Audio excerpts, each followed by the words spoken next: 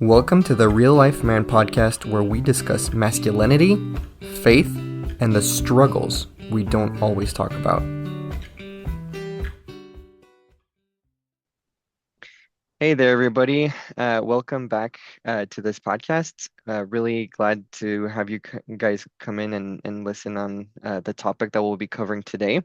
And it's going to just be me and Justin today. And we're going to cover a topic with a couple of questions. So I'll leave it over to you, Justin, to go ahead and introduce us Yeah, so into it. today what we wanted to talk about was what actually is our identity as men.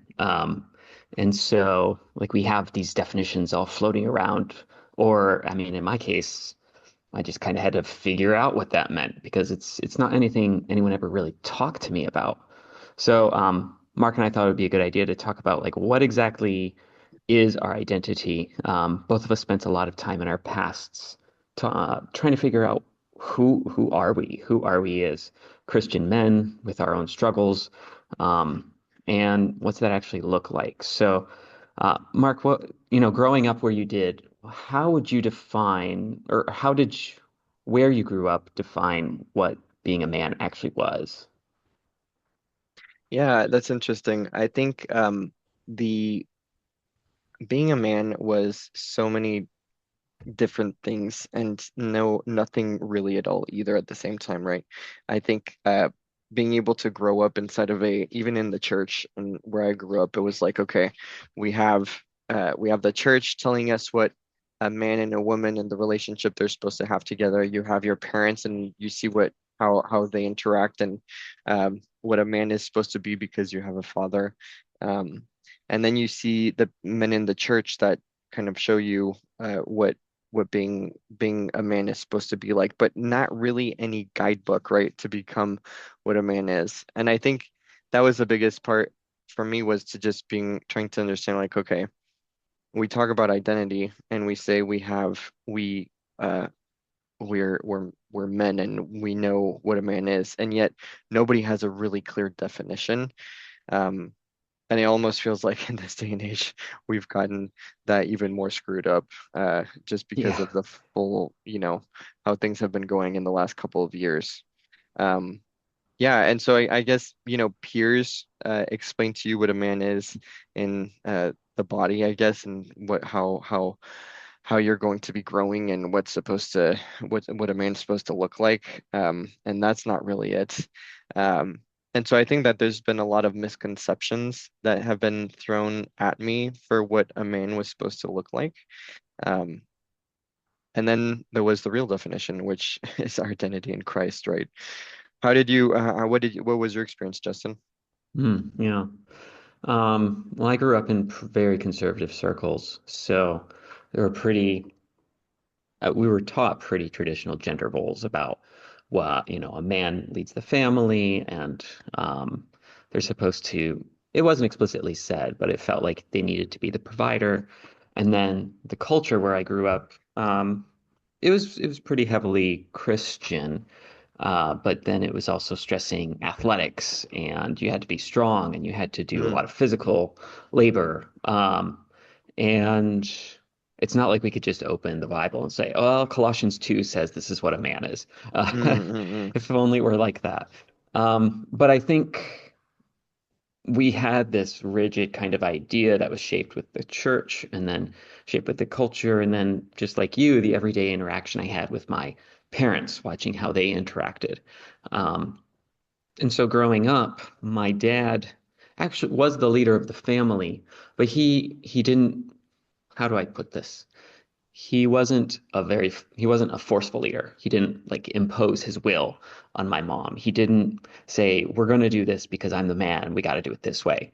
So, I was thinking about how his style of leadership of the family actually was, I thought, pretty healthy. He was like, okay, how can I help my mom do the things that she needs to do? How can I help give the family what they need to do? And so a lot of it for me is kind of picking and choosing the things I thought were good. Um, it was also really confusing because one of my grandpas really loved opera. And he gave that on to me too. So like I like the arts, But growing up where I did, where football is king, it just didn't fit in. So it's growing up, I'm also thinking, what am I supposed to do with this? Like, I appreciate music, I really appreciate opera, I appreciate all those things. And all of the boys in my class like go out and play football and want to smash each other into the ground. And I have no interest in Mm, that. So it totally. was really confusing what to make of all of that. And then, you throw in the same-sex attraction and it gets even worse. Yeah, yeah. I guess that is true, right? You just because you have more of a propensity, or at least it's true. I did growing up not really wanting to do sports or do what boys usually did. Instead of the town where I grew up, the soccer was the big thing. Football was never really a thing in France, anyways, but soccer was huge, and everybody wanted to always play soccer. And I was just a little bit overweight, and I was like, I really don't want to run after a ball, Yeah. and I don't get the full like, you know, watching a sport for 3 hours in a row to just see that, someone's going to be winning 1-0. It just didn't interest me. But at the same time, it's like, well, if you want to be able to make those male friendships, it's going to be through those means, right? Which is kind Mhm. of was the hard part because you're just like, well, I already don't really know how I fit in. I don't fit in through the normal means. And there is like an easier way to be able to enter in with just talking to girls and being able to connect with them through relationship because that's I think really what I craved, right? And being able to be like, hey, let's hang out and talk rather than go and do something. And so I guess yeah, it did have a sway in the way we kind of grew up and culturally, I think it's the same all around the world, right? And And I think maybe a lot of other people probably are struggling with the idea that they didn't even have a father growing up. Like there was no man kind of involved in their life. So uh, I kind of think our culture makes it even harder for them because there's no man involved in their life, no role model, and now they're told go be a man. Where are they going to get that from? What are they going to understand? They're going to look around at the culture, watch TV. Maybe they're part of a church and they're going to get something from that. Lord willing, maybe there was some sort of uncle or someone in their life that could help them. But it's a pretty tricky situation, and I feel like it's something that the church growing up for me really said these are the gender roles and you need to do these. But then what does that actually mean? And I'm not sure if it was the same kind of thing that you've seen too. yeah, no, definitely. I think that you're totally correct in that. And I think that the church and the gender role says one thing, but then how does that actually play out inside of your marriage? And it's like, Yeah, well, look, most people, if they are going to follow those gender roles, are going to have, I mean, for me personally in my marriage, it's like, look, I'm going to have a very honest back and forth with my wife, and it's going to be very clear that we're going to be making decisions together. And those gender roles that were held so tightly, then you saw inside of our parents' generation, at least for my parents as well, right? It was like my father was much of a really good leader in the way that um he was very humble and he let my mom take the lead on so much, and she didn't feel like he was the nasty leader that you usually kind of see come out yeah, of this kind of and I think that's what the damage that has had been done, right? Is saying like this is what a real man is and this is how they lead and this is what male leadership is supposed to look like. And it's like it is very off-putting actually because now you have somebody that just feels like they are what do you call that? Un orgueil mal placé, like a misplaced uh, sense of self and thinking that they're hmm bigger and better because they're the leader and it screws up so many families. Like I've known so many people over the course of me and Aaron being married where we just have like five about five couples that they kind of said, hey, this is the way that gender roles are supposed to look like, and it screwed their marriage up because the yeah. the man was taking over in almost an abusive position. And I was like, well, that's not what God is calling us to do. We just had a long conversation about this yesterday with my wife, and just saying like, hey, uh, you know, uh, the man is supposed to be the leader. Well, what the heck is a leader, right? And if you're going to look at the best and the most ultimate leader, I mean, yes, you have, all of the world leaders, you have religious leaders. We look at, I mean, I look at Jesus Christ, right, as the leader, and Yeah. he was not the leader by force. He was the leader by servitude, and he never came to just lay down the law, except for when he was coming into the temple, I guess, and he through those tables, right? But he was always just like, hey, just follow me. Look at what I do. Do as I do. Not do Yeah. this or I'm going to, strike you down. And I think that that's what was most brought into the way that I grew up. And I really just I didn't like it. And it screwed up a lot of my friends' marriages just because now Yeah. they're not together and Mhm. things don't work out well. So Yeah, and I've seen the same thing where relatives they come in with this strong gender role, and I'm the man, and I do all these things, and I end up just usually feeling pretty bad for their wives. Like, what kind of life do you get to live? Because I kind of assume, I don't know, maybe not everyone's like this. Like, I didn't marry a dummy. I married a really smart woman. Why would I want to quash that? Why would I want to ignore that? And so we too have work a lot toward consensus. And I'm not going to say I've been a saint our entire marriage. Definitely, I've needed a lot of growth in that because I didn't have any real discussions about this growing up. What's this marriage supposed to look like? And then my wife, too, was coming from a family with very strong gender roles. And so we were coming in with this conception and we just kept clashing and clashing and what's mm, going on. And that's when we realized like we don't how we structured our marriage just wasn't going to work. it doesn't fit. The glove is just not fitting with those gender roles. And it's like, oh, well, man's supposed to do this, the wife, excuse me, is supposed to do that. And it's just like, that's not the way most, it will work for a subsection of society and a very small subsection. And it's the one that has the Hmm. largest voice.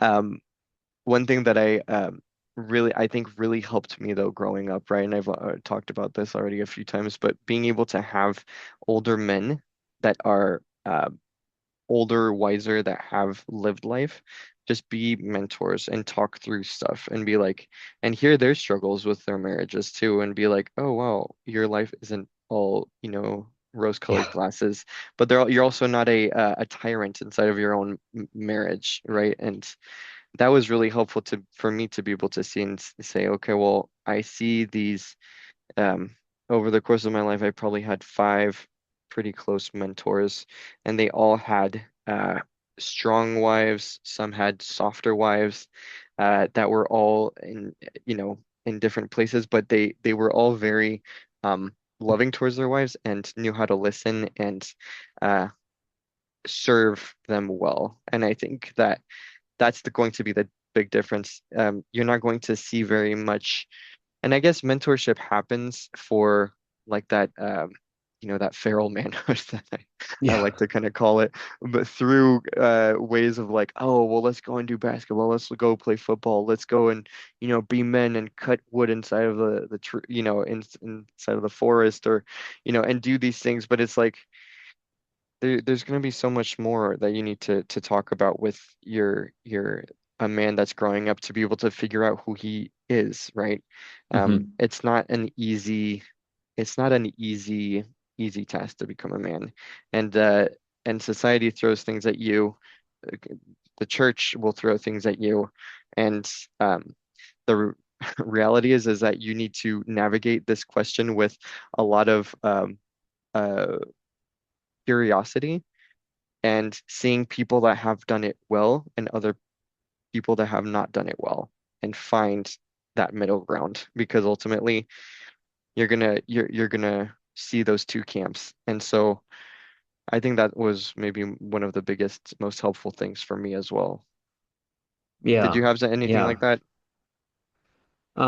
I mean, what I've kind of realized is what exactly who I am as a man. Like, it doesn't look like my dad. It doesn't look like my brother. It doesn't look like my friends. And that's okay. Um, I kind of come back to like we're all made in God's image, but we're not the same. We're all at some level different facets of God's image. So we reflect that differently. And there's a lot of beauty in that. Because we aren't all the same, and God gave us all these different interests, and that's all how we can glorify Him through that. So yeah, there are definitely people out there that I've got a friend, he loves cutting wood, he loves doing his lawn, and he leads his family well. And that's great. I hate yard work. I don't mind camping.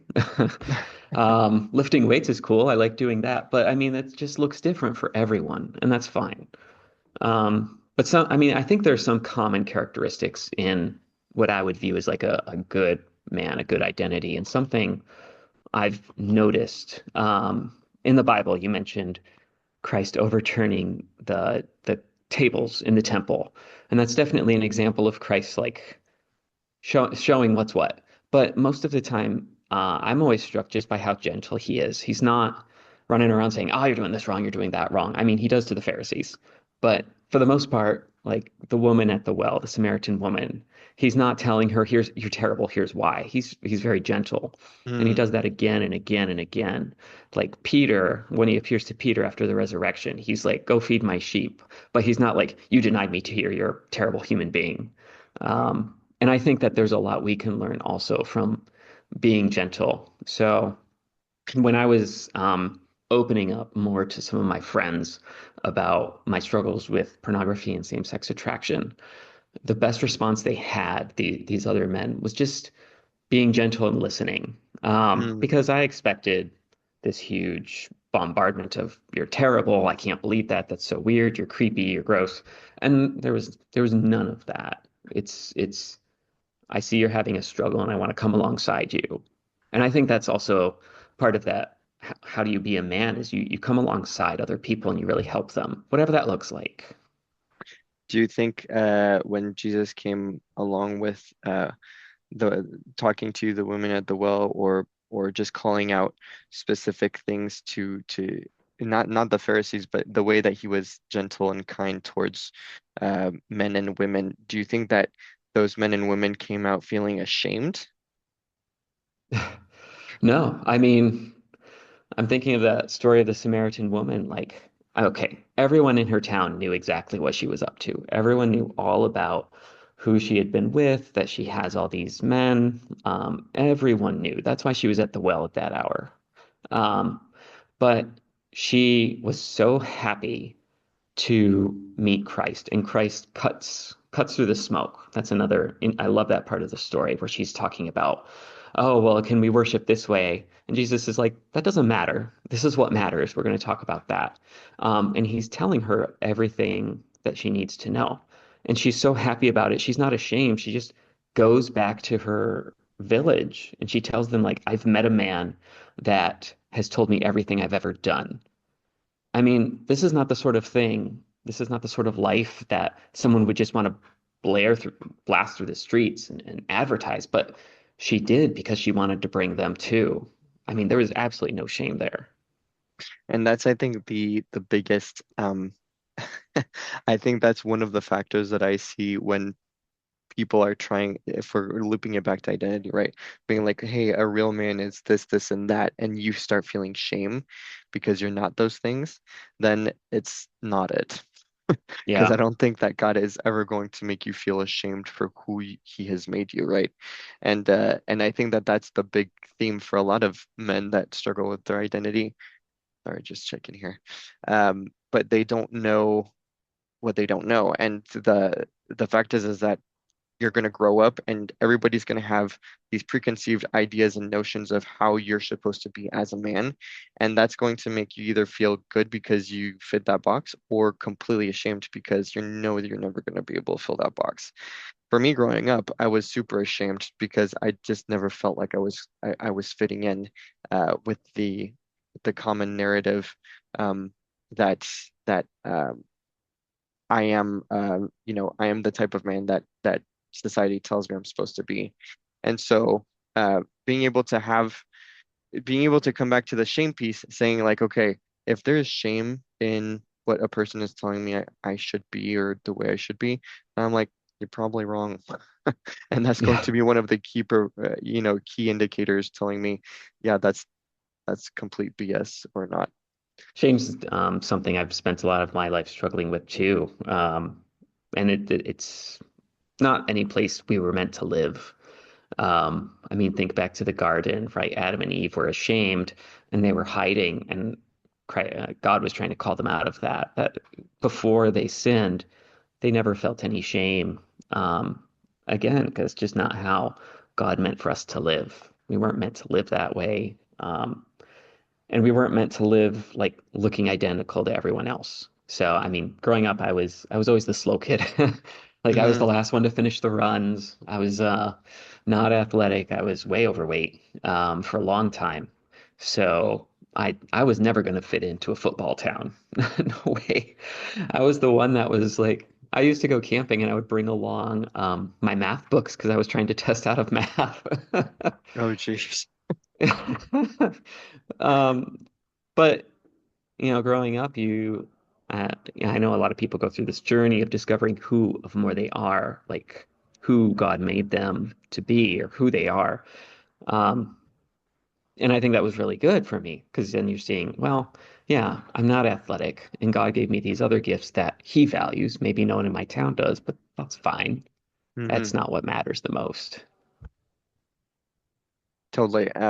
So when I think of this as like, okay, well, what are the things that kind of encouraged me growing up and trying to figure out who I am as a man, I think was several things. So there was that mentorship, but then there was the truth that God calls us or creates us into who we are today, right? And I think that that's like one of the most important things to grab onto because if we try and conform to what the world has to tell us who we are, we're just gonna be we're gonna feel sad, we're gonna feel broken, we're gonna feel like we don't belong, and we're ultimately going to try and strive to be something that we were never intended to be.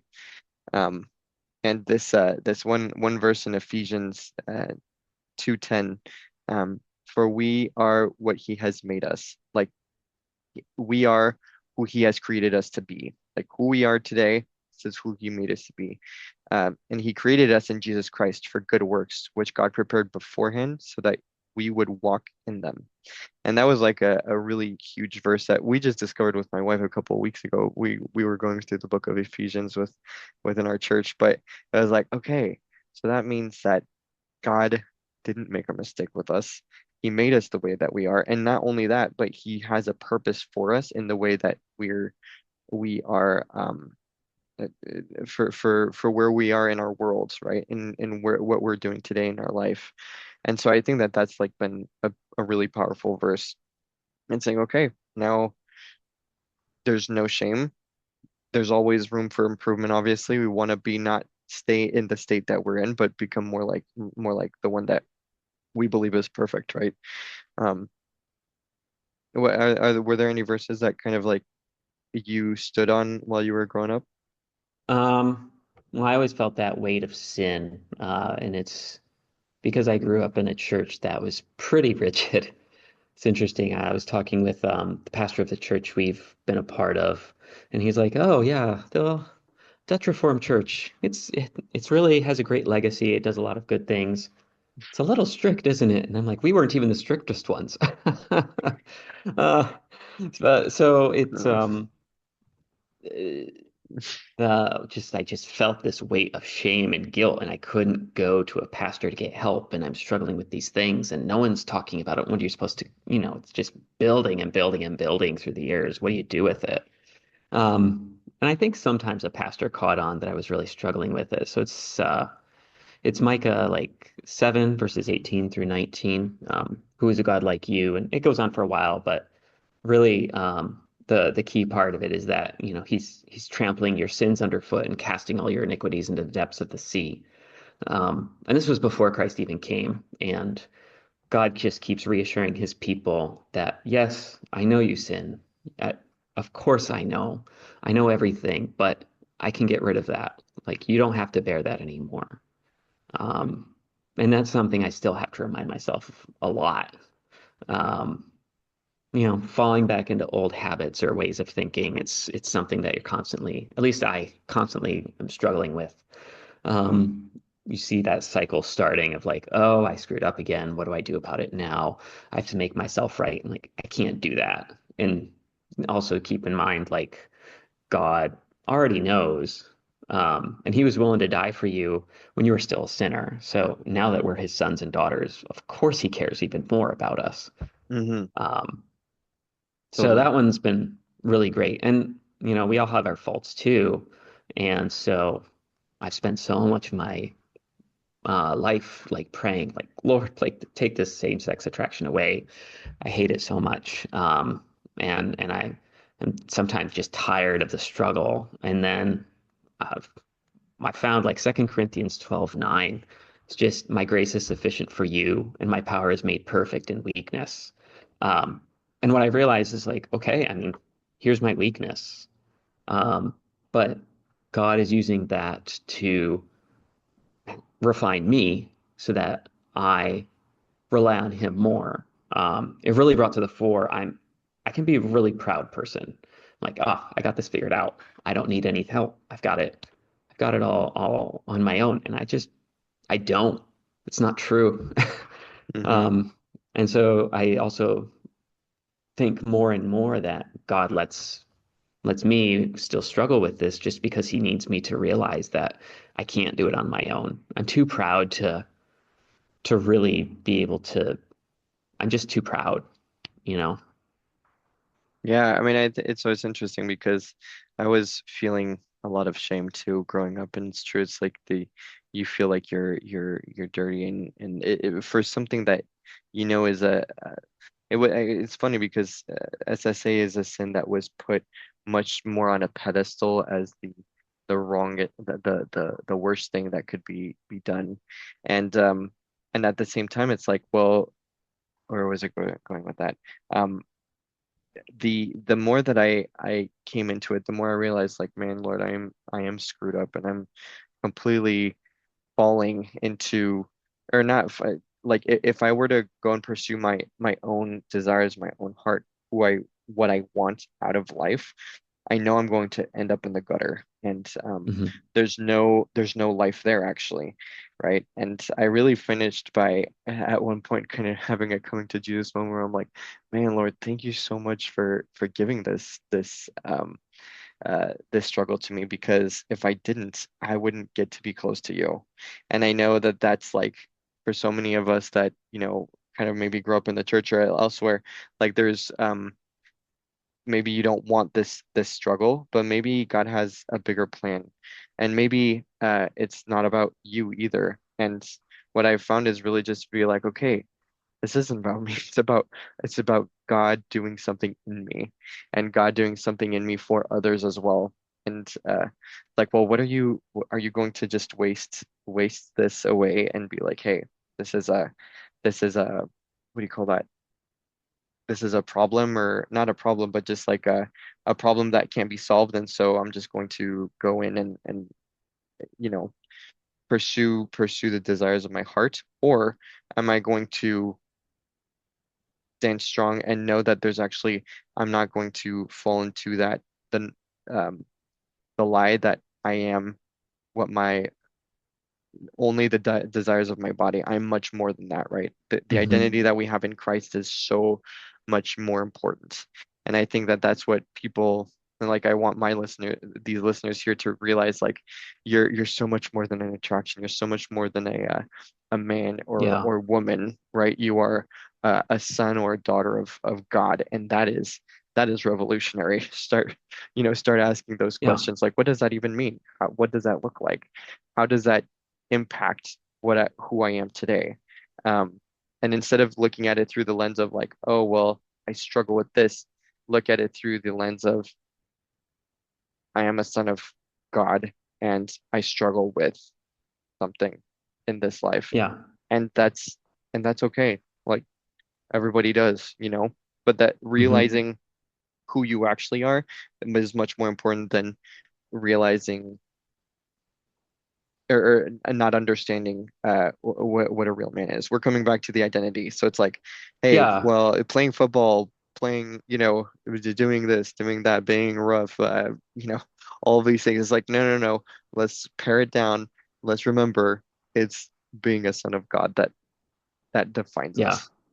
Yeah, and I think like our society, first question Americans love asking each other is, "What do you do for work?" So we're defining ourselves by our work in most normal conversations. Or I know there are movements within some churches about like, "Oh, you're a gay Christian," or "You're a lesbian Christian," or whatever that is.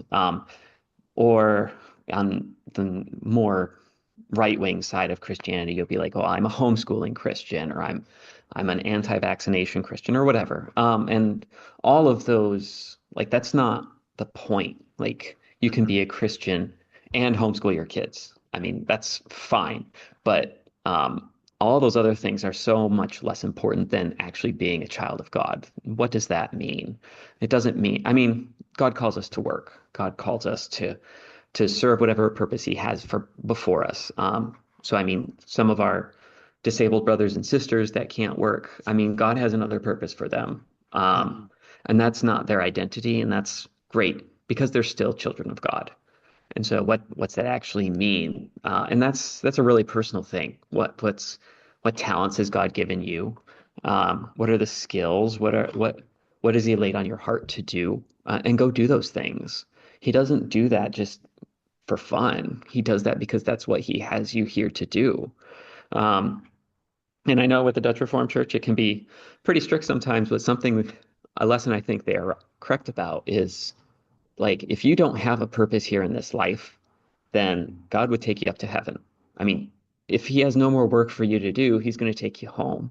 Hmm. So we're still here, and that means he still has something for you to do. And you might not know what that is right now, and that's fine. And he'll tell you when it's time. Um, I've always been struck like I want stuff now. I want to be done with this now. I want to be healed from this now, and that doesn't happen. And sometimes God is gracious enough to tell us why. Like you realize, oh, I've been struggling with this, but it helps me help this other person, or whatever that might look like in that particular situation. I mean, and God doesn't always promise to tell us why he does the things he does. But he loves us and he'll tell us when it's best for us to know what that is. Yeah, totally. And I agree with you. We need to wrap up, but the thought that you made me think of is like then the next question would be, well, how do you know what the voice of God sounds like? What do you know what that how is that supposed to work? Because so many, like, even for me, it was such a huge thing where it's like, how do I know when God is talking to me, right? And that's like it can be a far-fetched uh question to answer because he doesn't God is not audible all the time. And he is Hmm. audible sometimes though, and I have heard him very clearly at points in my life. But for people that are just starting off inside of their journey, it's like, well, hey, what is God telling you? And how do you discern the voice of God, right? And I think that's really Hmm. something that we should even talk about next time. It's just saying, how do you listen? What are the cues? How can you Yeah. be directed by him? Yeah. I guess as a good Calvinist, we would always say, well, there's the Bible, like right there. Right. And that's the most common way that God does talk to us. And so, all of our listeners, I would encourage if you have find some way to start a habit of Bible reading, some sort of Bible study. Um, there are plenty of passages that I have no idea what they mean, but that's Hmm. fine, because there's lots where God does speak to your situation. Um, just make sure you also realize that some of it's describing what went on. So I don't think the Bible is endorsing, like David, go sleep with someone else's wife and then go kill the husband. Hmm. Probably not. That's not a how-to. But God does teach us lessons through that. Sometimes that lesson is like David was a man after God's own heart, and he really messed up big. He screwed up big time. Actually, if you look at Jade, it's funny because we pursue like to try and be perfect inside of our lives and being like, oh, this is what a good Christian's supposed to look like. And it's like, well, after who? Who are you modeling after? Because if you look through the Bible, it's just a bunch of screw ups that have gone through the lineage of Jesus until Jesus came along and being like, I made a mistake. I made a mistake. I killed someone. I raped someone. And all of these things are just so true. It's like, oh my goodness. Talk about God using imperfect people to roll out his perfect plan. So yes, I totally agree with that. Uh, what your assessment is about, like, yes, look at the Bible. What I really loved is the Bible Project, and they have a bunch Hmm. of videos or and podcasts that talk about these subjects in more depth, and that they can explain it in ways that are so much more easy to understand.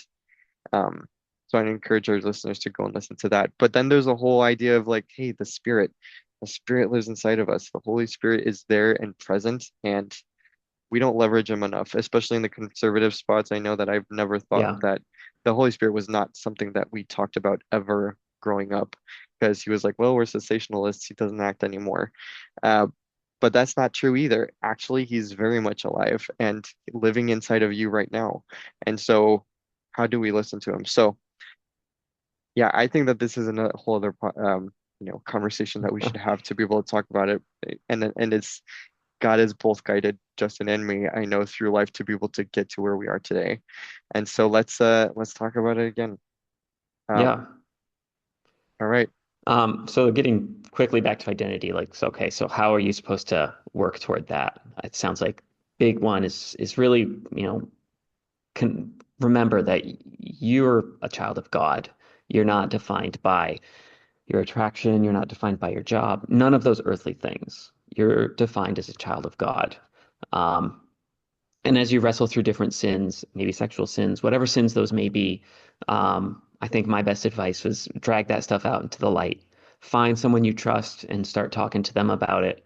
Um, if you're doing something and you know that you need to confess it to your spouse, work with somebody and figure out how you can make sure that happens. I'm not going to say it doesn't hurt. It really hurts. Um, but sometimes the only way you can really find healing is first you need some pain to get to that healing, And inner whatever that peace. might look like. Yeah, yeah.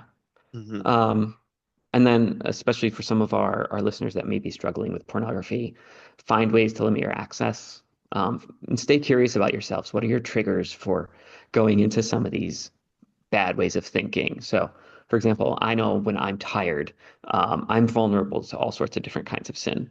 So, okay, what that means is when I'm tired, go to bed or figure, do something else, but find a way to limit your access. Maybe you can find a way to uninstall the internet from your phone if that's how you do that, whatever that looks like. But also really stay curious about your triggers. You can set up all these boundaries, you can have all these systems in place, but you need to fix the heart. And Hmm. you can't fix yourself. That's God's work. But you also have to stay curious about what's going on. Totally. No, I really like that, Justin. Thank you so much for summing that up for us in this conversation. That was really good. Um, yeah. Thank you all for listening, and we'll we'll we'll see you again next week. Thank you again for coming on here. Thanks for tuning in to Real Life Men. If this episode spoke to you, share it with someone who you think it would speak to also. Please subscribe and leave a review for more honest conversations about manhood, identity, and real life. This podcast is brought to you by Fahrenheit Mentoring. Please visit our website at FahrenheitMentoring.org to listen to other shows and to learn more about our course on how to be a mentor. Have comments or questions to share? Your question may appear on a future episode. Email us at contact@FahrenheitMentoring.org. Until next time, keep being authentic, keep growing, and keep following our God where He leads you.